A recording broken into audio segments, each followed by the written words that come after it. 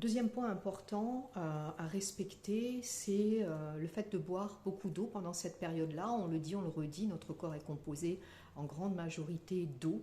Donc tous les échanges cellulaires, tous les déchets vont devoir être libérés et filtrés. Donc la qualité de votre eau est très importante. Vous avez différentes solutions pour purifier votre eau. Je vais vous en proposer deux.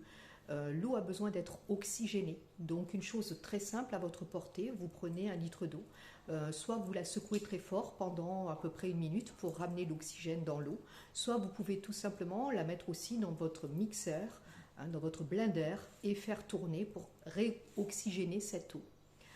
C'est un moyen très simple, efficace et qui permet vraiment d'avoir une qualité d'eau bien supérieure à la moyenne et de poser l'intention qu'elle soit pure et qu'elle libère tout ce dont vous avez besoin. Vous avez une autre solution aussi qui est très simple. Je ne sais pas si vous le voyez là. C'est un inducteur d'eau bénite. Vous pouvez le trouver dans les magasins ésotériques qui vendent des pierres, de l'encens, etc. Donc c'est très simple, vous n'avez qu'à poser votre bouteille d'eau au centre et laisser pendant quelques instants l'eau. C'est vraiment émission radionique, c'est de la radionique, pardon, on ne voit pas. Voilà, c'est de la radionique qui permet, voilà, en tout point de vue et sans inconvénient, de proposer une eau bénite. Voilà, c'est un inducteur d'eau bénite. Voilà, ça, vous pouvez le laisser poser le matin et pouvoir tous les jours récupérer une eau beaucoup plus pure avec des vibrations beaucoup plus hautes. Dernier point important pour cette pleine lune, tout ça vous pouvez bien entendu le faire à chaque pleine lune.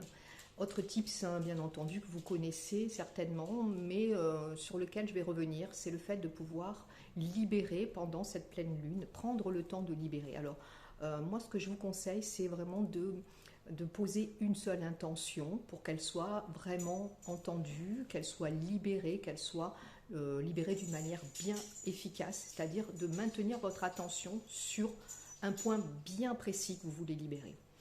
Écrivez-le sur un papier et au moment donc de la pleine lune, là ce sera le 18, brûlez-le.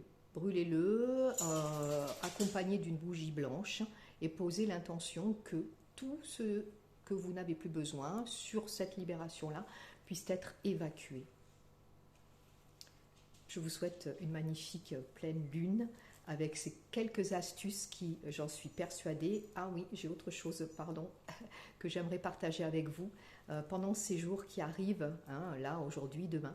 Je vous mettrai en lien dans la vidéo en dessous, je vous mettrai une musique de gratitude que j'aime écouter et qui m'apaise et qui me permet justement aussi de monter mes vibrations et de me libérer de tout ce qui peut être négatif, de tout ce qui peut être lourd et me permettre aussi de vivre beaucoup mieux cette pleine lune. Donc voilà, les écouteurs, vous pouvez marcher, faire votre bricolage, votre ménage, je ne sais, promener vos animaux. Voilà, mettez cette musique et laissez ce mantra de gratitude vous imprégner, vous libérer, monter vos vibrations. Et avec ces cette fois-ci, 4 axes, vous allez pouvoir, 4 astuces, pouvoir vivre beaucoup mieux ces états émotionnels parfois perturbés et perturbants des pleines lunes.